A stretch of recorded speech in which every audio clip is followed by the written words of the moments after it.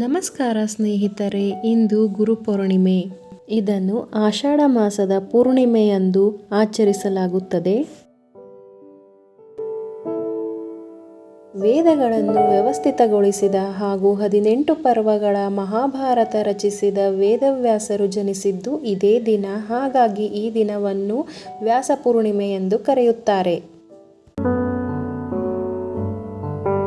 ಸಾವಿರಾರು ವರ್ಷಗಳ ಹಿಂದೆ ಹಿಮಾಲಯದಲ್ಲಿ 7 ಋಷಿಗಳಿಗೆ ಮಹಾಶಿವನು ಆಷಾಢ ಮಾಸದ ಪೂರ್ಣಿಮೆಯ ಈ ದಿನದಂದು ಯೋಗ, ಧ್ಯಾನ ಮತ್ತು ಜೀವನದ ಪರಮಜ್ಞಾನವನ್ನು ಉಪದೇಶಿಸಿ ಗುರುಗಳೆಲ್ಲರಿಗೂ ಆದಿಗುರುವಾದ. ಬೌದ್ಧರು ಸಹ ಈ ದಿನವನ್ನು ಅತಿ ಹೆಚ್ಚು ಶ್ರದ್ಧಾಪೂರ್ವಕವಾಗಿ ಆಚರಿಸುತ್ತಾರೆ. ಬುದ್ಧನು ಜ್ಞಾನೋದಯ ಪಡೆದ ನಂತರ ಸಾರಾನಾಥದಲ್ಲಿ ತನ್ನ ಮೊದಲ ಧರ್ಮೋಪದೇಶವನ್ನು ನೀಡಿದನೆಂದು ನಂಬಲಾಗಿದೆ. ಇನ್ನು ಜೈನ ಧರ್ಮದಲ್ಲಿಯೂ ಗುರುವಿಗೆ ಗೌರವ ಕೊಡುವ ಪವಿತ್ರ ದಿನವನ್ನಾಗಿ ಆಚರಿಸುತ್ತಾರೆ. ಭಗವಾನ್ ಮಹಾವೀರರು ತಮ್ಮ ಶಿಷ್ಯ ಗೌತಮ ಸ್ವಾಮಿಗೆ ಮೊದಲ ಬಾರಿ ಉಪದೇಶ ಕೊಟ್ಟರೆಂದು ನಂಬಿಕೆ.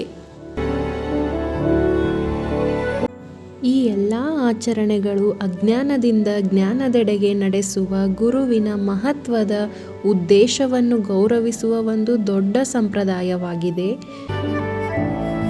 ಗುರುವಿನ ಗುಲಾಮನಾಗುವ ತನಕ ದೊರೆಯದಣ್ಣ ಮುಕುತಿ ಎನ್ನುವ ಹಾಗೆ ಗುರುವಿನ ಅಗತ್ಯವು ದೇವಾನುದೇವತೆಗಳಿಗೆ ದಾರಿದೀಪವಾಗಿದೆ. ನಿಜವಾದ ಗುರುವು ನಮ್ಮನ್ನು ಜ್ಞಾನ ನೀಡುವುದರ ಜೊತೆಗೆ ಬೆಳಕಿನ ಕಡೆಗೆ ನಡೆಸುವ ಪ್ರತ್ಯಕ್ಷ ದೇವರಾಗಿದ್ದಾರೆ. ಗುರುಪಾದಗಳಿಗೆ ನಮಸ್ಕರಿಸುತ್ತಾ ಮತ್ತೆ ಸಿಗೋಣ.